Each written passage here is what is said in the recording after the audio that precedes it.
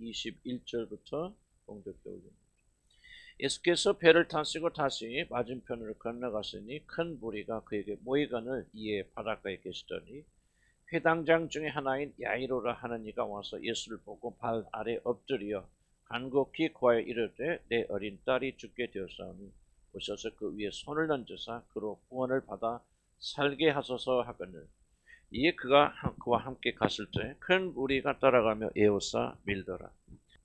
35절부터 봅니다. 아직 예수께서 말씀하실 때에 회당장의 집에서 사람들이 와서 회당장에 이르되 당신의 딸이 죽었나이다. 어찌하여 선생을 더 괴롭게 하나이까?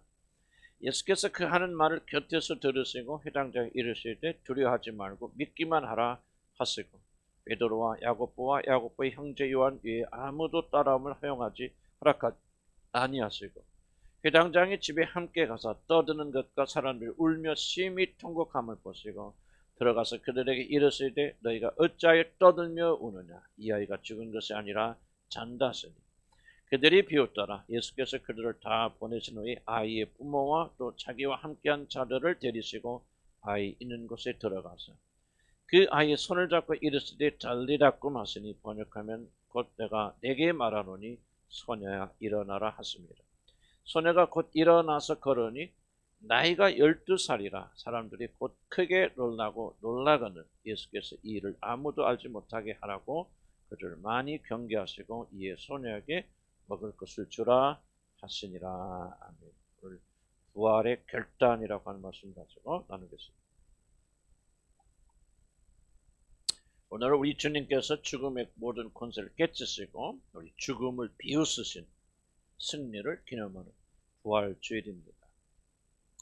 주님의 부활을 믿고 자기 자신의 부활을 믿는 여러분들에게 주님께서 죽음을 깨치시고 승리하신 그 놀라운 승리의 축복이 여러분 모두에게 임하시기를 주의 이름으로 간절히 축복합니다. 야이로라고 하는 그런 회당장이 있었습니다. 회당은 유대인들이 정기적으로 모이던 장소, 즉 오늘날의 교회와 같은 그런 장소입니다. 사실 오늘날 교회는 큰 교회 빼놓고는 교회는 별로 힘이 없지만은 그 당시 유대교가 국교인 그런 이스라엘에서는 또 모든 동네마다 회당이 있는 것이 아니고 큰 지역 중심가에만 하나씩 있던 회당은 그 위상이 매우 높았다고 그렇게 여겨집니다. 바로 그런 회당에서 회당의 모든 일을 책임지는 높은 자리, 보통 장로들 가운데서 투표를 해서 그래서 뽑는 회당장, 지도자가 회당장이고 오늘 성경에 등장하는 야이로라고 하는 사람은 그런 사회적으로 높은 위치에 있었던 그런 사람입니다. 바로 이런 사람에게 사랑하는 딸이 있었습니다. 그런데 성경 그 딸이 12살이 되었다고 그렇게 기록합니다. 회당장의 위치에 오르려면 그래도 나이가 꽤 있어야 되고 젊은 사람은 줄 수 없기 때문에 이 딸이 적어도 회당장의 막내딸이거나 나이가 들어서 얻은 아주 귀한 딸이라고 하는 것을 우리가 한번 추측해 볼 수가 있습니다. 12살, 그 당시 아이들이 병으로 죽는 일이 아주 많았기 때문에 12살이 되어지면은 굉장히 큰 일이고 특별히 12살부터가 결혼 정년기입니다. 우리가 많이 다르기 때문에. 그래서 12살 이 아이가 모든 죽음의 어떤 그런 위험을 이제 넘기고 이제 참 결혼 정년기가 되어져 있는 한 여인으로 성장하여 가는 축복된 순간에 도달되었습니다. 많은 위기들을 넘기고 이제 축복받은 한 여인으로서 세상을 향해서 발을 디디는 어떻게 보면 아주 감격스러운, 지금 우리의 문화하고 많이 다르지만은 감격스러운 그런 나이가 아닌가 싶습니다. 그러던 어느 날 아버지 사랑을 듬뿍 받고 자라던 이 아이가 심한 병에 걸렸습니다. 어떤 병인지는 잘 모르지만은 아주 심한 병에 걸려서 이 아이가 아이라고 설명되었지만 또 젊은 처녀가 이제 병상에서 일어날 수가 없게 되어졌습니다. 야이로는 여러분 말한 대로 사회적인 지도자의 위치에 있었기 때문에 경제적인 것도 풍부했을 것이고 그래서 여기저기 용한 의원들을 다 찾아가 보고 불러봤지만은 사랑한 딸의 병은 나을 기미가 보이지 않습니다. 할 수 있는 모든 방법을 다 동원해 보았지만은 자기 딸이 치료되지 않고 사랑한 딸이 이제 사경을 헤매자 그는 손수 일어나서 마지막 수단으로 예수 그리스도를 찾아갑니다. 나사렛 동네에서 목수했던 예수라는 사람이 정말 엄청난 기적과 능력을 베푼다는 그 소문을 듣고 사랑한 딸의 죽음을 앞둔 야이로는 이제 친히 일어나서 마지막 수단으로 예수님을 찾아가게 됩니다. 야이로는 어렵게 예수를 만나서 그분 앞에 무릎을 꿇고 자신의 사랑하는 딸이 죽을 병에 걸렸으니 속히 자기 집에 오셔서 손을 얹어주셔서 치료해 주실 것을 간청합니다. 우리 주님은 겸손하게 자신에게 무릎을 꿇고 간청하는 야이로의 청을 거절하지 않으시고 제자들과 함께 그를 따라 나서신 것입니다. 하나님의 아들은 예수 그리스도께서 야이로의 간청을 들으시고 그의 요청에 따라서 그의 딸을 치료하시기 위해서 그와 함께 야이로의 딸이 누워있는 그 집으로 이제 걸어가십니다. 여러분 한번 생각해 보시기 바랍니다. 이것이 얼마나 행운인가. 그 당시에 예수를 만난다고 하는 것은 그렇게 쉽지 않은 일이었습니다. 앞에서 나온 혈류병에 걸린 여인이 예수 앞에 나가고자 해도 청중들이 너무 많아서 밀려서 가지 못하기 때문에 해치고 들어가서 겨우 옷자락을 만진 사건을 좀 기억할 수가 있습니다. 삭개오가 예수를 보고자 하였으나 너무나 많은 사람들이 몰려 있어서 아무도 그에게 길을 열어주는 자가 없어서 삭개오 세무서장이 모든 체면을 무릅쓰고 그리고 뽕나무에 올라갔던 일도 여러분 기억하실 수가 있습니다. 그러나 야이로는 모든 어려움과 방해를 극복하고 예수 앞에 나왔습니다. 그리고 엎드려 구하니 우리 주님은 거절하지 않으시고 부자 청년의 경우처럼 복잡한 질문을 던져서 그를 쫓아내지 않고 그저 아무 소리 안 하시고 그와 동행하십니다. 좀 행운이고 축복이고 엄청난 위로입니다. 그는 딸의 죽음 앞에서도 주님과 동행하니 소망을 가지고 집을 향하여 그렇게 나아갑니다. 놀라운 기적을 행하시는 위대한 선지자가 자신과 함께 가기 때문에 딸이 죽어가는 사경을 헤매고 있지만 그러나 이분은 믿음을 가지고 기쁨과 감사와 감격과 소망을 가지고 예수와 함께 그 길로 내려갑니다. 나는 우리들에게도 이런 축복들이 종종 일어난다고 그렇게 생각합니다. 정말 어렵고 힘든 일을 우리가 때로 만나지만은 주님과 함께 주님이 함께 동행하여 주시고 놀라운 기적을 베풀어 주심으로 그 모든 문제를 쉽게 이겨냈던 은혜의 순간들을 저와 여러분은 가끔 체험하셨을 것입니다. 그 어렵고 불가능한 것도 주님이 여러분과 함께 하시니 너무나도 쉽게 풀어지고 해결되었던 그런 순간들도 있었을 것입니다. 무거운 십자가 길이라 할도 내가 혼자 지는 것이 아니라 주님이 함께 그것을 짊어져 주시니 발걸음이 가벼웠던 그런 날들도 여러분이 있었을 것입니다. 주님께서 품어 나르시니 어느새 광야의 끝에 도착했던 것을 발견했던 그런 시간도 있었을 것입니다. 저도 여러분 이런 기적을 적잖게 체험하였습니다. 간경화에 걸려서 이제 간암으로 넘어가려는 그런 위기의 순간 하나님의 놀란 치료로 말미암아서 간이 극적으로 회복되었고 신장과 전립선에 큰 문제가 있을 때 하나님께서 정말 너무 쉽게 고쳐주셨습니다. 여러 가지 원수의 신체적 공격에서 지켜주셨고 가정의 어려움에 사자굴 속에서도 하나님이 나를 건져내신 적이 한두 번이 아닙니다. 정말 죽을 수밖에 없었던 그런 상황의 사고에서도 하나님은 여러 번 나를 건져주셨습니다. 모든 것이 다 하나님의 은혜라고 저는 그렇게 생각할 수밖에 없습니다. 지금 생각해보면 사실 그때 그런 기적을 체험할 만한 그런 아무런 믿음도 없었는데 하나님께서 나를 긍휼히 여겨주셔서 믿음도 없고 하나님 제대로 알지 못하는 나에게 그런 놀라운 기적을 베풀어 주셨습니다.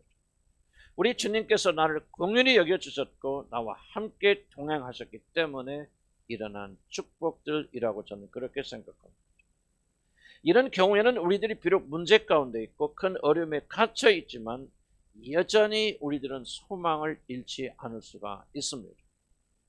주님이 나와 함께 하셔서 나를 위해 싸워주시니 넉넉히 이길 것이라는 믿음으로 이런 문제들은 결국 극복되어지는 경우가 우리들에게 적잖게 일어납니다. 그런데 정말 심각한 문제, 힘든 싸움은 사실 여기서부터 시작됩니다.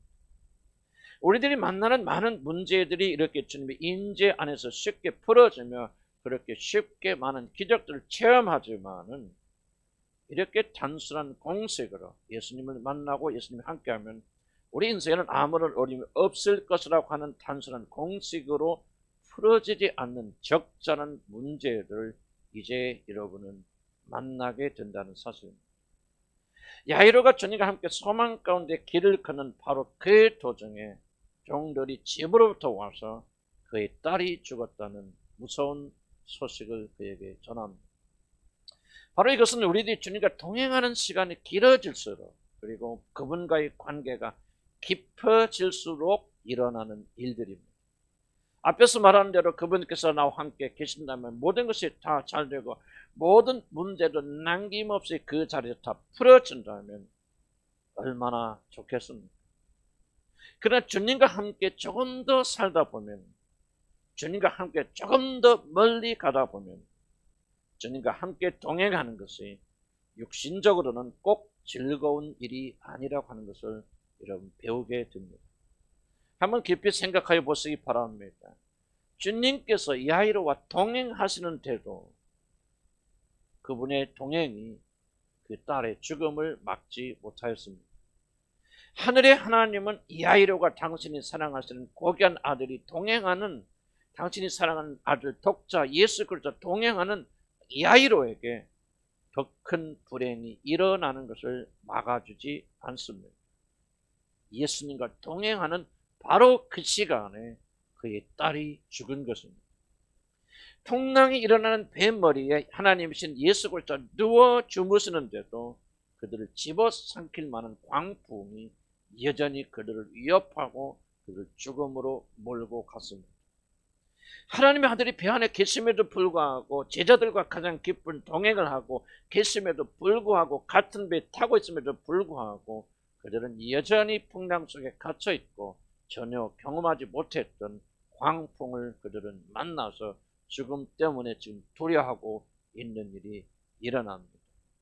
그럼 사도 바울을 한번 보시기 바랍니다. 그 경건하고 거룩한 사도가 시간이 흘러서 주님을 더욱더 깊이 알아가고 주님과 동행하는 시간이 깊어져서 더욱더 성숙하여질수록 그에게 주어진 고난은 줄어들지 않고 오히려 증가하지 않았습니다.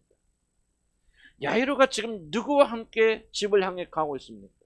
죽은 나사로를 향하여 나사로야 일어나라고 말씀하시니 죽어서 썩어 냄새나는 나사로가 벌떡 부르면서 걸어 나왔던 바로 그 창조주 하나님과 야이로가 지금 동행하고 있지 않습니까? 우리 기독교에 가장 난해한 점이 있다면, 그래서 많은 자들이 참된 믿음에서 등을 돌리게 하는 것이 있다면, 믿음을 가지고 묵묵히 주를 따르는 자들을 매우 당황스럽게 만드는 것이 있다면 그것은 다른 것이 아니라 주님을 알아가면 알아갈수록 주님과의 관계가 더욱더 깊어지면 깊어질수록 여러분의 인격과 믿음이 성숙되면 성숙될수록 사랑스러운 주님께서 여러분의 고통에 대해서 침묵하시는 시간이 길어진다는 사실입니다. 처음에는 작은 신음소리 하나까지 귀 기울여 주시고 응답하시던 그 친절하신 주님께서 갑자기 등을 돌리시고 우리 신음을 못 들은 채 귀를 막아 버리시는 시간이 길어진다고 하는 그런 사실입니다. 그래서 많은 자들은 참된 믿음에서 어떤 이런 고난의 문턱에서 움츠려들거나 다시 주님을 등을 돌리는 자들이 많이 일어납니다. 많은 제자들이 자신의 살과 피를 먹으라는 즉 그리스도의 고난에 동참하여야만 영원한 생명을 얻게 된다는 주의 말씀에 등을 돌리고 떠나듯이 오늘 또 이런 일을 만나면 많은 자들이 주님께 등을 돌리고 떠나갑니다. 그들이 떠나는 이유는 주님과 가까이 갈수록 우리의 고통에 침묵하시는 그리스도를 그들은 더 이상 견딜 수가 없기 때문에 그렇습니다. 믿기만 하면 내가 원하는 대로 모든 선을 다 이룰 수 있다는 믿음 지상주의자들이나 좋은 일이 일어날 것을 믿고 내가 기도하고 입으로 시인하면은 네가 원하는 소원은 다 이루어질 것이라는 긍정적 사고 방식이나 4차원의 영성을 주장하는 자들은 단지 잘못을 저지를 뿐만 아니라 기독교의 중심 기둥, 중심 핵심을 송두리째 흔들어 버리는 오늘날 교회 안에 있는 가장 무서운 적그리스도들이 바로 이런 자들이라 저는 그렇게 생각합니다. 이들이야말로 우리의 고난에 대한 그리스도의 침묵을 주술적으로 바꿔버린 십자가의 원수들이 아닐 수가 없습니다. 그리스도와 동행하는 길에서 야이로는 딸을 잃습니다. 하나님이신 창조를 하나님과 동행하는 바로 그 여정에 야이로는 인생의 최대의 위기를 맞습니다. 그러나 그때 주님은 침묵하시며 그 딸이 죽는 것을 허락하십니다. 주님과 동행하는데도 야이로는 딸의 죽음을 맞습니다. 아마도 야이로는 딸이 죽었다는 사실보다는 주님과 함께 동행하고 있는데 그러한 일이 일어났다는 사실, 창조주 하나님이신 그리스도께서 그러한 일이 일어나는 것을 막을 수 없었다, 막아주지 않았다는 사실에 그는 더 큰 충격을 받았을지도 모릅니다. 이제 모든 것이 끝났습니다. 하나님이신 그리스도와 동행하는데도 이러한 일이 일어난다면 이젠 끝난 것이고 완전히 죽은 것입니다. 무엇을 더 기대할 수가 있겠습니까? 무엇을 더 믿을 수 있겠습니까? 이런 기독교를 왜 믿고 이런 주님을 왜 믿겠습니까? 그래서 종들은 이렇게 야이로에게 말합니다. 딸이 죽었으니 선생을 더 이상 괴롭게 하지 마소서라고 말합니다. 무슨 뜻입니까? 살아있을 때 그리스도가 필요한 것이지 모든 소망이 끊어진 그 상태에서 그리스도가 무슨 소용이 있겠는가? 이제는 그를 붙잡지 말고 그를 놓아버리고 보내시오 하는 그런 뜻이 아니겠습니까? 아플 때는 그래도 내가 어떻게 해볼 수 있지만 죽어서 모든 것이 끊어진 그 상태에서는 예수란 분도 이제는 아무런 소용이 없을 것이다. 그러니 더 이상 선생을 괴롭게 하지 말고 보내시고 그런 뜻이 아니겠습니까? 저와 여러분에게 묻고 싶습니다. 여러분의 믿음은 어떤 믿음입니까? 우리의 믿음은 혹시라도 이 사람들처럼 살아있을 때에만 그것을 붙잡는 그런 믿음이 아닙니까? 가능성이 있고 이렇게 하면 잘 될 것 같고 저렇게 하면 될 것 같았는데 거기에 하나님께서 조금만 도와주시고 하나님이 힘을 보태주시면 모든 것이 잘 될 것이라 믿고 하나님께 매달리는 그런 믿음이 아니십니까? 사랑하는 성도 여러분, 만약 여러분이 그렇게 믿고 있다면 이것은 믿음이 아니라 계산이고 과학입니다. 이것은 하나님과 흥정하는 것입니다. 믿음은 믿을 수 없는 것, 모든 가능성이 끊어졌을 때 믿는 것이 참된 믿음입니다. 딸이 살아있을 때 주님께서 이 아이를 치료하여 주실 것을 믿는 믿음, 믿는 것은 참된 믿음, 즉 우리들을 구원에 이르게 하는 믿음이 될 수가 절대 없습니다. 이것은 단지 과학을 믿는 믿음에 불과합니다. 여러분 어떤 것이 이루어질 가능성이 있기 때문에 그것이 이루어질 것을 믿습니까? 그렇지 않으면 하나님을 믿기 때문에 모든 것이 다 불가능하게 보여도 그 일이 이루어질 것을 여러분 믿습니다. 여러분 가짜 믿음과 진짜 믿음의 차이가 무엇인지 아십니까? 가짜 믿음은 될 수 있는 가능성이 조금이라도 보일 때 그 가능성을 붙잡는 믿음을 가리켜서 가짜 믿음이라 그렇게 말합니다.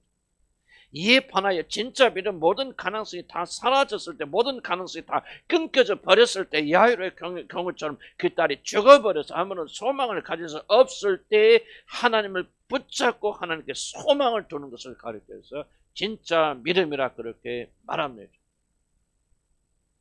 야이로는 바로 이 지점에 지금 서 있습니다. 가짜 믿음을 가질 것인가, 그렇지 않으면 자신을 구원할 참된 믿음을 선택할 것인가를 결정짓는 건널목, 크로스로드에 지금 그는 서 있는 것입니다.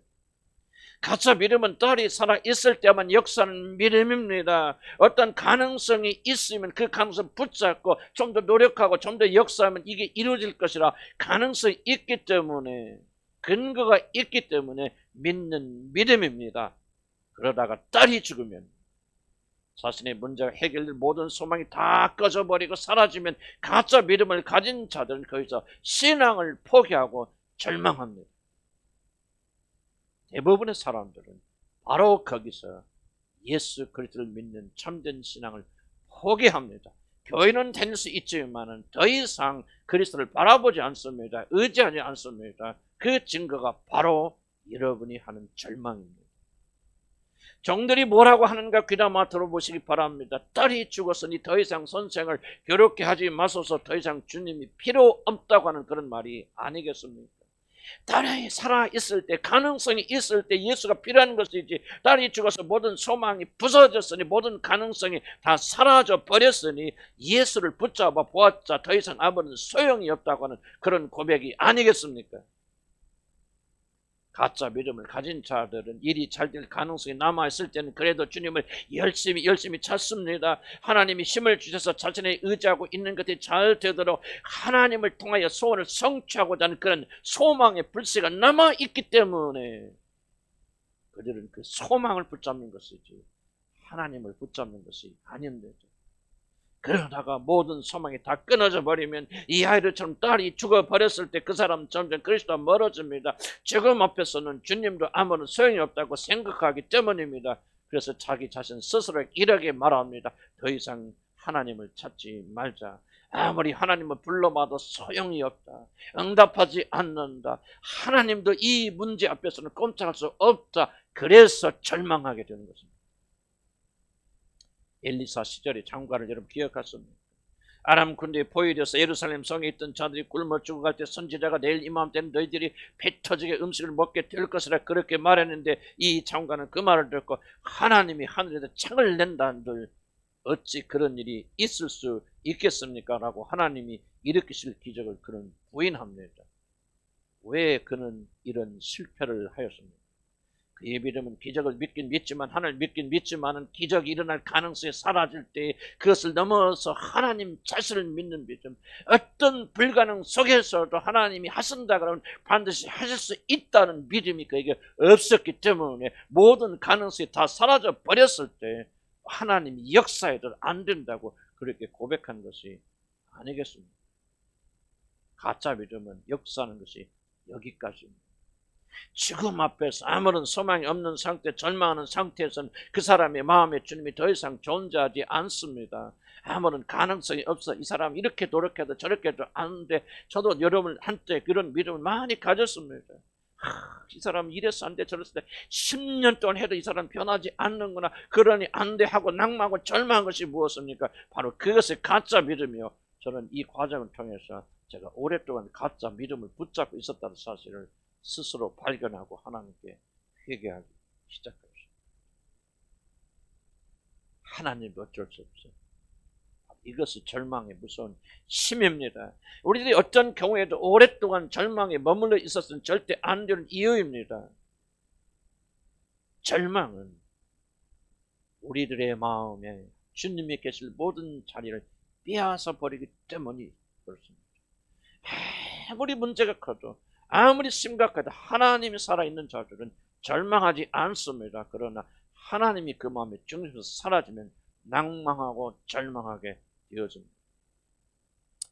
참된 믿음은 이런 모든 가능성이 사라졌을 때, 아이가 죽었을 때부터 시작됩니다. 성경은 참 믿음이 무엇인가를 가르치는 아브라함의 믿음을 무엇이라고 말합니까? 로마서 4장 19절에서 그가 100세가 되어서 자기 몸이 죽은 것 같고 사라의 태가 죽은 것 같음을 알고도 믿음이 약하여지지 아니하고, 참된 신앙은 모든 것이 끊어진 것을 알고도 믿는 믿음, 즉 죽은 줄 알고도 믿는 믿음, 모든 불신의 장애물을 뛰어넘는 비욘드의 그런 신앙입니다. 믿을 수 없는 것을 믿는 것, 죽었을 때 시작된 믿음, 도무지 될 수 없는 한계를 넘어서는 신앙이 참된 믿음이 아니겠습니까? 세상의 모든 소망이 끊어졌을 때, 죽었을 때, 깨어졌을 때, 부서졌을 때, 아무것도 붙잡을 것이 없을 때 그때 붙잡고 바라는 것이 참된 믿음이 아니겠습니까? 우리는 어떻게 해서든지 이 가짜 믿음의 한계를 뛰어넘어야만 합니다. 그래서 참된 구원을, 그래야만 참된 구원을 우리가 이룰 수 있습니다. 그래야만 우리는 구원에 관한 모든 진리를 진짜 마음으로 믿어서 우리가 구원에 이룰 수가 있습니다. 가짜 믿음에 머물러 있다면 심각한 것은 그 사람은 결코 영원한 구원을 받을 수 없다는 사실입니다. 모든 것이 끝났다, 사랑한 딸이 죽었다는 소리를 듣고도 그리스도를 딸의 십자가 높이 있는 집으로 예수 그리스도를 모셔드리는 것이 참된 믿음입니다. 종들은 끝났습니다. 더 이상 주님 오라고 하지 마십시오. 돌려보내십시오. 그렇게 말하지만 그 순간에 자기 집에 문을 열어서 예수를 초청하는 것, 이것이 바로 참된 믿음의 시작이라 그 말입니다. 우리 모두에게는 이런 믿음이 필요합니다. 끊을래야 끊을 수 없는 중독에서 이것 해보고 저것도 안 되고 이것도 안 되고 저것도 안 되고 모든 수단과 방법이 다 끊어진 상황에서 낭만과 절망에서 음란하고 방탕한 생각에서 분노와 절망과 시기와 질투에서 아무리 노력하여도 조금씩 끊어낼 수 없는 이런 죄에서부터 하나님이 나를 건지실 수 있다는 믿음을 가지고 우리는 반드시 부활의 역사를 체험해야만 합니다. 하지만 솔직히 말하자면 우리들에게 이런 큰 믿음이 없습니다. 스스로 이런 믿음을 가질 능력도 없습니다. 종의 말을 듣고 벌벌 떠는 것, 떨었던 야이로처럼 우리들도 떨 수밖에 없는 연약한 죄인들이 바로 저와 여러분이 아니겠습니까? 정답을 알기는 알지만 그것을 실제는 힘이 없는 자들이 오늘 여기 앉아 계신 여러분들이 아니겠습니까? 하지만 우리 곁에는 우리들을 도우시는 분이 계시다는 사실을 잊어서는 안 됩니다. 야이로가 종들의 말을 들었을 때 그 종들이 야이로에게 와서 이런 부정적이고 절망적인 말을 하는 자마자 그 옆에 계셨던 주님이 뭐라고 말씀하십니까? 그도 인간이니까 절망하지 않았겠습니까? 그도 인간이기 때문에 딸이 죽음 앞에서 두려워하지 않았겠습니까? 주님께서 나와 동행하시는데도 딸의 죽음을 막지 못하였다면 모든 것이 다 끝났다고 그렇게 낭망하지 않겠습니까? 그래서 주님은 그만 돌아가라고 그렇게 말하고 싶지 않았겠습니까? 마리아 마르다처럼 주님께서 조금만 일찍 오셨더라면 내 딸이 죽기 전에 오시는 도진에도 죽지 말라고 우리 주님이 명령하셨다면 내 딸이 죽지 않았을 텐데 하고 그렇게 원망하고 불평하지 않았겠습니까? 바로 믿음이 흔들리는 그 순간에 우리 주님이 종들의 말이 끝나자마자 야이로에게 뭐라고 합니까? 두려워하지 말고 믿기만 하라. 그를 위로하고 믿음을 북돋아 주시지 않으셨습니까? 부정적인 말이 들고 절망의 말이 들을 때 우리 주님께서 그 말이 끝나기 전에 야이로의 귀에 대고 두려워하지 말라, 믿기만 하라. 그러면 놀라운 일이 일어날 것이라고 그의 마음에 위로해 주지 않겠습니까? 오는 도중에 내가 만난 혈류병 여인을 기억해라. 그 여자가 내 옷에 손만 대어도 났을 것이라는 믿음을 가졌었는데 그렇게 되지 않았더냐? 네가 보지 않았더냐? 그러니 이 야이로야 내 딸이 죽은 그런 불행한 소식을 듣고 이제 절망의 소식을 들었어도 절망하지 말고 두려워하지 말고 믿기만 하라. 그러면 너도 하나님의 큰 영광을 보리라고 야이로에게 속삭였던 주님께서 오늘 이 설교를 통해서 여러분에게 지금 말씀하고 계시지 않습니까?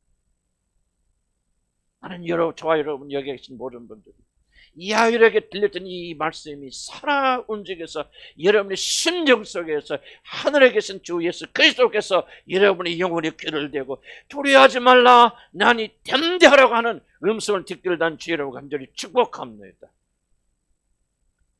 여기에 위로가 있고 여기에 소망이 있습니다. 여기에 우리같이 연약한 자들도 하나님의 은혜 안에서 이겨내갈 수 있는 힘과 능력이 바로 여기에 있습니다. 갈림길에 서서 어디로 갈까 방황하고 두려워하고 있을 때 우리 주님은 결코 우리들을 버려두지 않으신다는 사실이 우리에게 힘을 주시고 위로해주고 격려해 줍니다.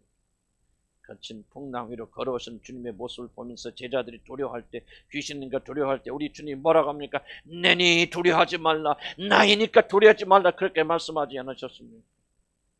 그냥 두려워하라 그렇게 말씀하지 않으시고 내니 하나님의 아들이 나니 창조진 나니 내가 너와 함께 동행하니 두려워하지 말라고 그렇게 말씀하지 않았습니까?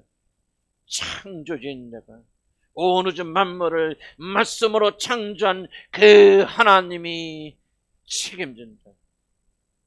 그 하나님이 너를 일으킨다. 위대한 선지자, 위대한 능력을 가진 은사를 가진 자가 말하는 것이 아니다. 온 우주 만물을 말씀으로 창조하시며 죽은 자를 죽으면서 일으키시는 죽음의 이런 부활의 영이신 내가 너에게 말한다.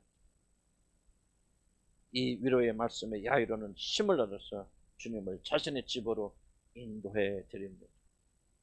우리도 그분의 자비로운 음성을 듣고 붙잡으면 야이로처럼 문제가 시체처럼 누워있는 곳으로 그분을 모셔드릴 수 있습니다.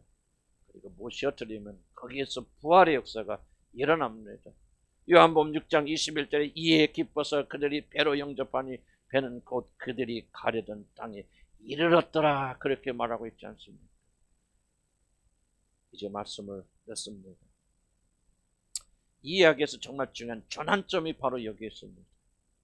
주님이 앞에서 동행하시고 죽은 자를 다시 살릴 준비가 되어 있어도 여러분이 그분을 모셔드리지 않으면 결코 기적은 일어나지 않는다는 사실, 이것이 이 스토리의 가장 중요한 전환점입니다.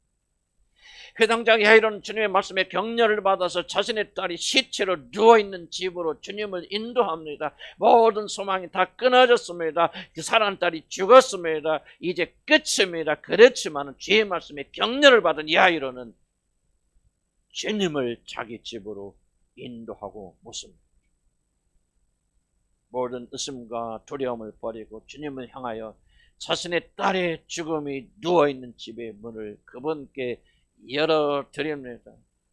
그가 자신의 집의 문을 열어드렸기 때문에, 그가 죽은 아이를 주님께 보여드렸기 때문에 죽은 딸이 일어나는 기적이 베풀어진 것입니다. 바로 이것은 바로 이 스토리의 클라이맥스입니다. 얼마나 많은 자들이 자신이 감당할 수 없는 큰 문제를 만날 때, 소망을 잃어버릴 때, 모든 가능성이 다 사라지고 아무런 돌파가 보이지 않을 때 주님 여기까지입니다. 그만 들어가소서 하면서 자신의 문제의 핵심, 즉 죽음의 시체가 있는 곳에서 주님을 거절하는지 모릅니다. 어쩌면 여러분 여기 앉아 계신 저를 보면서 대부분의 사람들은 더 이상 소망을 가지지 못하고 여기까지만 하면서 주님을 돌려보내는 경우가 많이 있었을 것입니다. 사랑하는 성도 여러분, 주님을 모셔드릴까, 그렇지 않으면 종들의 말대로 그만 돌려보낼까를 결정하는 것은 하나님이 아니라, 주님이 아니라 바로 여러분들 자신입니다. 놀랍게도 성령 하나님도 여러분의 이 결정을 돕지 않으십니다.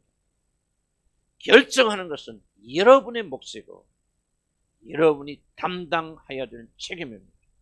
부자 청년이 재산을 다 팔아서 가난한 자에게 나누어주는 주님의 말을 듣고 실망해서 돌아갈 때 중요한 것은 성령께서 그의 마음을 감동하지 아니하셨다는 사실입니다. 그를 강제적으로 그리스도 안에 머물도록 성령은 역사하지 않으셨습니다. 자신의 결정에 따라서 그가 구원의 길에서 돌아서는 것을 하나님은 막지 않으셨습니다. 우리도 마찬가지입니다.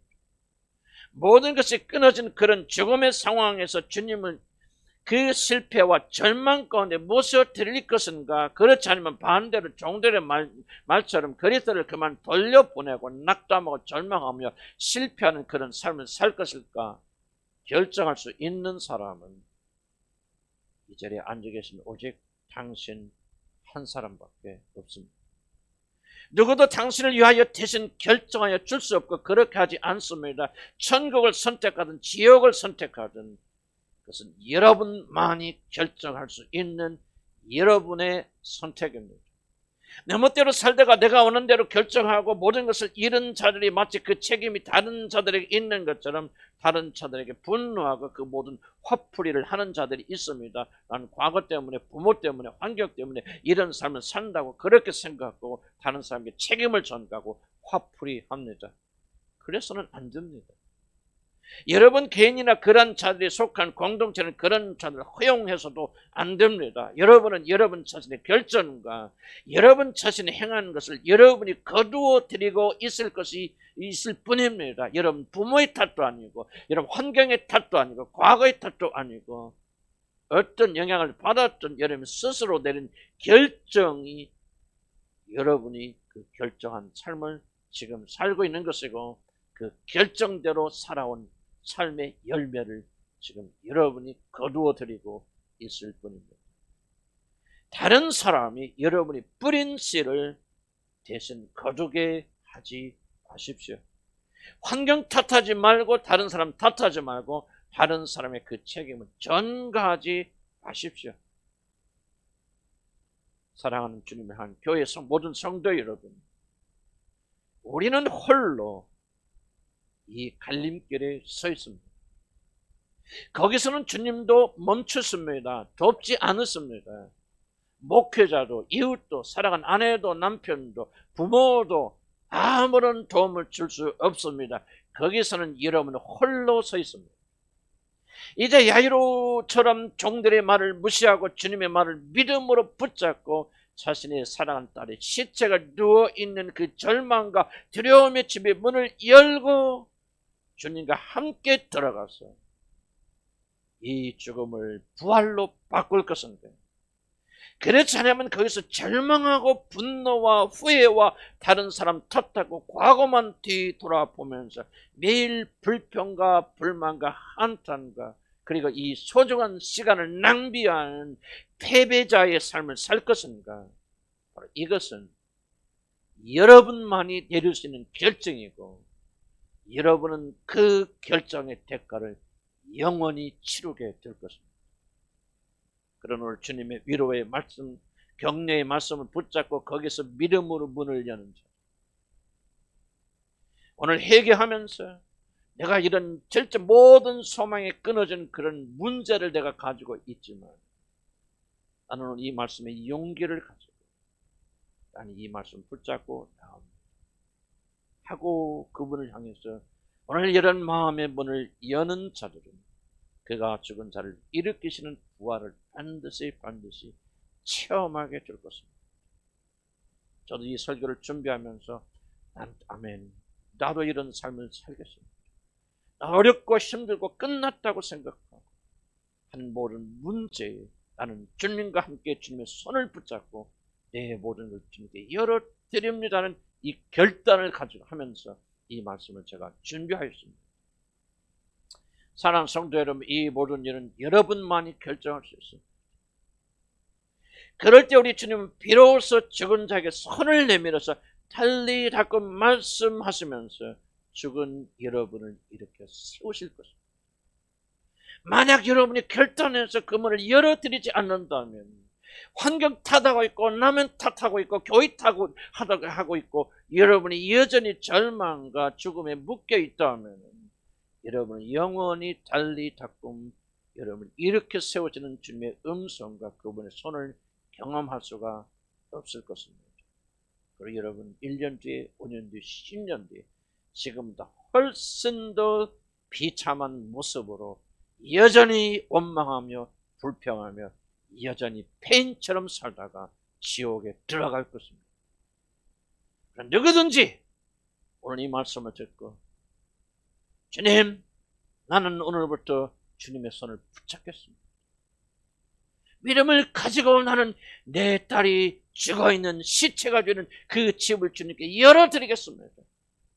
내 문제가 어떠하든 내 마음의 상태가 어떠하든 지금 마치 죽은 것처럼 썩은 냄새가 나는 그런 차이지만 나는 오늘 믿음을 가지고 주님께 이 문을 열어드립니다. 주님 함께 나와 이곳에 들어가셔서 이 죽은 나를 일으켜 세우시옵소서 하는 믿음을 가지고 마음의 문을 주님께 열어드린다면 여러분 언젠가는 반드시 여러분을 향해서 달리 닦음 내가 너에게 말하노니 일어나라 부활의 역사를 체험하게 될 줄로 믿습니다. 이 결정은 아무도 돕지 않고 하나님도 돕지 않으면서 여러분 스스로 오늘 내리시는 결정이고 이 결정에 따라서 여러분 영원한 생을 사느냐 죽느냐가 결정되어질 것입니다. 사랑하는 성도 여러분, 오늘은 여러분에게 결코 다시 돌아오지 않습니다. 여러분 생의 영원한 시간에 오늘은 여러분에게 마지막